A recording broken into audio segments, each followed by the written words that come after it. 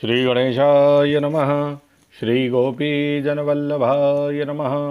श्रीमद्भागवत महापुराण दशम स्कंध अथ चतुर्विंशोऽध्यायः। इंद्र यज्ञ निवारण। श्री सुखदेव जी कहते हैं, परीक्षित, भगवान श्री कृष्ण बलराम जी के साथ वृंदावन में रहकर अनेकों प्रकार की लीलाएं कर रहे थे।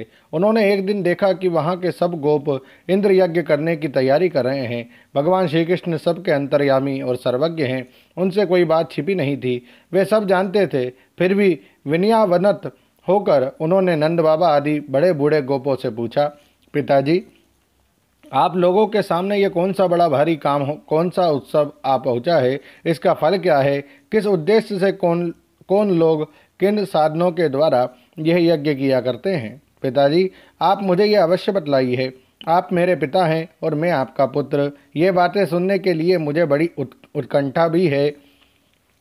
पिताजी, जो संत पुरुष सबको अपनी आत्मा मानते हैं, जिनकी दृष्टि में अपने और पराये का भेद नहीं है, जिनका ना कोई मित्र हो ना शत्रु और ना उदासीन होने, उनके पास छिपाने की तो कोई बात होती ही नहीं। परंतु यदि ऐसी स्थिति ना हो तो रहस्य की बात शत्रु की भांति उदासीन से भी नहीं कहनी चाहिए। मित्र तो अपने समान ही कहा गया है, इसलिए उससे कोई बात छिपाई नहीं जाती। ये सारी संसारी मनुष्य समझे वे समझे अनेकों प्रकार के कर्मों का अनुष्ठान करता है। उनमें से समझ बूझ कर करने वाले पुरुषों के कर्म जैसे सफल होते हैं, वैसे ही वे समझ के नहीं। अतः इस समय आप लोग जो क्रियायोग करने जा रहे हैं, वे सुहृदों के साथ विचारित शास्त्र सम्मत है अथवा लौकिक ही है, मैं ये सब जानना चाहता हूँ। आप कृपा करके स्पष्ट रूप से बतलाइए। नंद बाबा ने कहा, बेटा, भगवान इंद्र वर्षा करने वाले मेघों के स्वामी हैं। ये मेघ उन्हीं के अपने रूप हैं। वे समस्त प्राणियों को तृप्त करने वाला एवं जीवन दान करने वाला जल बरसाते हैं। मेरे प्यारे पुत्र, हम और दूसरे लोग भी उन्हीं मेघपति भगवान इंद्र की यज्ञों के द्वारा पूजा किया करते हैं। जिन सामग्रियों से यज्ञ होता है, वे भी उनके बरसाए हुए शक्तिशाली जल से ही उत्पन्न होती है। उनका यज्ञ करने के बाद जो कुछ बचा रहता है, उसी अन्न से हम सब मनुष्य अर्थ, धर्म और काम रूप त्रिवर्ग की सिद्धि के लिए अपना जीवन निर्वाह करते हैं। मनुष्य के खेती आदि प्रयत्नों के फल देने वाले इंद्र ही है। यह धर्म हमारी कुल परंपरा से चला आया है। जो मनुष्य काम, लोभ, भय अथवा द्वेषवश ऐसे परंपरागत धर्म को छोड़ देता है, उसका कभी मंगल नहीं होता। श्री सुखदेव जी कहते हैं, परीक्षित, ब्रह्मा, शंकर आदि के भी शासन करने वाले केशव भगवान ने नंद बाबा और दूसरे ब्रजवासियों की बात सुनकर इंद्र को क्रोध दिलाने के लिए अपने पिता नंद बाबा से कहा। श्री भगवान ने कहा, कर्मणा जायते जंतु कर्मणैव विलीयते, सुखम दुखम भयम क्षैमम कर्मणैवाभिपद्यते। श्री भगवान ने कहा, पिताजी, प्राणी अपने कर्म के अनुसार ही पैदा होता है और अपने कर्म से ही मर जाता है। उसके कर्म के अनुसार ही सुख, दुख, भय और मंगल के निमित्तों की प्राप्ति होती है। यदि कर्मों को ही सब कुछ न मानकर उनसे भिन्न जीवों के कर्म का फल देने वाला ईश्वर माना भी जाए, तो वह कर्म करने वालों को ही उनके कर्म के अनुसार फल दे सकता है। कर्म न करने वालों पर उसकी प्रभुता नहीं चल सकती। जब सभी प्राणी अपने अपने कर्मों का ही फल भोग रहे हैं, तब हमें इंद्र की क्या आवश्यकता है। पिताजी, जब वे पूर्व संस्कार के अनुसार प्राप्त होने वाले मनुष्यों के कर्म फल को बदल ही नहीं सकते, तब उनसे प्रयोजन मनुष्य अपने स्वभाव पूर्व संस्कारों के अधीन है, वह उसी का अनुसरण करता है। यहाँ तक कि देवता, असुर, मनुष्य आदि को लिए हुए ये सारा जगत स्वभाव में ही स्थित है। जीव अपने कर्मों के अनुसार उत्तम और अधम शरीरों को ग्रहण करता है और छोड़ता रहता है। अपने कर्मों के अनुसार ही यह शत्रु है, यह मित्र है, यह उदासीन है, ऐसा व्यवहार करता है। कहाँ तक कहूँ, कर्म ही गुरु है और कर्म ही ईश्वर। इसलिए पिताजी, मनुष्य को चाहिए कि पूर्व संस्कारों के अनुसार अपने वर्ण तथा आश्रम के अनुकूल धर्मों का पालन करता हुआ कर्म का ही आदर करे। जिसके द्वारा मनुष्य की जीविका सुगमता से चलती है, वही उसका इष्ट देव होता है। जैसे अपने विवाहित पति को छोड़कर जार पति का सेवन करने वाली व्यभिचारिणी स्त्री कभी शांति लाभ नहीं करती। वैसे ही जो मनुष्य अपनी आजीविका चलाने वाले एक देवता को छोड़कर किसी दूसरे की उपासना करते हैं, उससे उन्हें कभी सुख नहीं मिलता। ब्राह्मण वेदों के अध्ययन अध्यापन से, क्षत्रिय पृथ्वी पालन से, वैश्य वार्तावृत्ति से और शूद्र ब्राह्मण क्षत्रिय और वैश्यों की सेवा से अपनी जीविका का निर्वाह करे।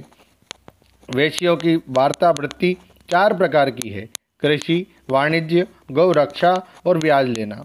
हम लोग उन चारों में से एक केवल गौपालन ही सदा से करते आए हैं। पिताजी, इस संसार की स्थिति, उत्पत्ति और अंत के कारण क्रमशः सत्वगुण, रजोगुण और तमोगुण हैं। यह विविध प्रकार का संपूर्ण जगत स्त्री पुरुष के संयोग से रजोगुण के द्वारा उत्पन्न होता है। उसी रजोगुण की प्रेरणा से मेघगण सब कहीं जल बरसाते हैं। उसी से अन्य और अन्य से ही सब जीवों की जीविका चलती है। इसमें भला इंद्र का क्या लेना देना है? वह भला क्या कर सकता है? पिताजी, ना तो हमारे पास किसी देश का राज्य है और ना तो बड़े बड़े नगर ही हमारे अधीन हैं। हमारे पास गांव या घर भी नहीं है। हम तो सदा के वनवासी हैं। वन और पहाड़ ही हमारे घर हैं। इसलिए हम लोग गौओं, ब्राह्मणों और गिरिराज जी का यजन करने की तैयारी करें। इंद्र यज्ञ के लिए जो सामग्रियां इकट्ठी की गई है, उन्हीं से इस यज्ञ का अनुष्ठान होने दे। अनेकों प्रकार के पकवान, खीर, हलवा, पुआ, पूरी आदि से लेकर मूंग की दाल तक बनाए जाए। ब्रज का सारा दूध एकत्र कर लिया जाए। वेदवादी ब्राह्मणों के द्वारा भली भांति हवन करवाया जाए तथा उन्हें अनेकों प्रकार के अन्न, गौवे और दक्षिणाएं दी जाए। और भी चांडाल, पतित तथा कुत्तों तक को यथा योग्य वस्तुएं देकर गायों को चारा दिया जाए और फिर गिरिराज जी को भोग लगाया जाए। इसके बाद खूब प्रसाद खा पी कर, सुंदर सुंदर वस्त्र पहनकर, गहनों से सज सजा लिया जाए और चंदन लगाकर गौ, ब्राह्मण, अग्नि तथा गिरिराज गोवर्धन की प्रदक्षिणा की जाए। पिताजी, मेरी तो ऐसी ही सम्मति है। यदि आप लोगों को रुचे तो ऐसा ही कीजिए। ऐसा यज्ञ गौ, ब्राह्मण और गिरिराज जी को तो प्रिय होगा ही, मुझे भी बहुत प्रिय है। श्री सुखदेव जी कहते हैं, परीक्षित, कालात्मा भगवान की इच्छा थी कि इंद्र का घमंड चूर चूर कर दें। नंद बाबा आदि गोपों ने उनकी बात सुनकर बड़ी प्रसन्नता से स्वीकार कर ली। भगवान श्री कृष्ण ने जिस प्रकार यज्ञ करने को कहा था, वैसा ही यज्ञ उन्होंने प्रारंभ किया। पहले ब्राह्मणों से स्वस्ति वाचन कराकर उसी सामग्री से गिरिराज जी और ब्राह्मणों को सादर भेंटें दी तथा गौओं को हरी हरी घास खिलाई। इसके बाद नंद बाबा आदि गोपों ने गौओं को आगे करके गिरिराज जी की प्रदक्षिणा की। गोधनानि पुरस्कृत्य गिरिम चक्रुम प्रदक्षिणम। गौओं को आगे करके गिरिराज जी की प्रदक्षिणा की। ब्राह्मणों का आशीर्वाद प्राप्त करके वे और गोपियां भली भांति श्रृंगार करके और बैलों से जुती गाड़ियों पर सवार होकर भगवान श्री कृष्ण की लीलाओं का गान करती हुई गिरिराज जी की परिक्रमा करने लगी। भगवान श्री कृष्ण गोपों को विश्वास दिलाने के लिए गिरिराज जी के ऊपर एक दूसरा विशाल शरीर धारण करके प्रकट हो गए तथा मैं गिरिराज हूँ, इस प्रकार कहते हुए सारी सामग्री आरोगने लगे।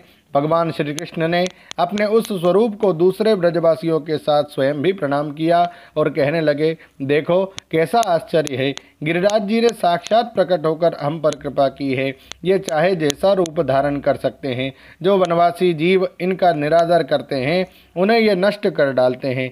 आओ, अपना और गौओं का कल्याण करने के लिए इन गिरिराज जी को हम नमस्कार करें। इस प्रकार भगवान श्री कृष्ण की प्रेरणा से नंद बाबा आदि बड़े बूढ़े गोपों ने गिरिराज जी और गौ और ब्राह्मणों का विधि पूर्वक पूजन किया तथा फिर श्री कृष्ण के साथ सब ब्रज में लौट आए।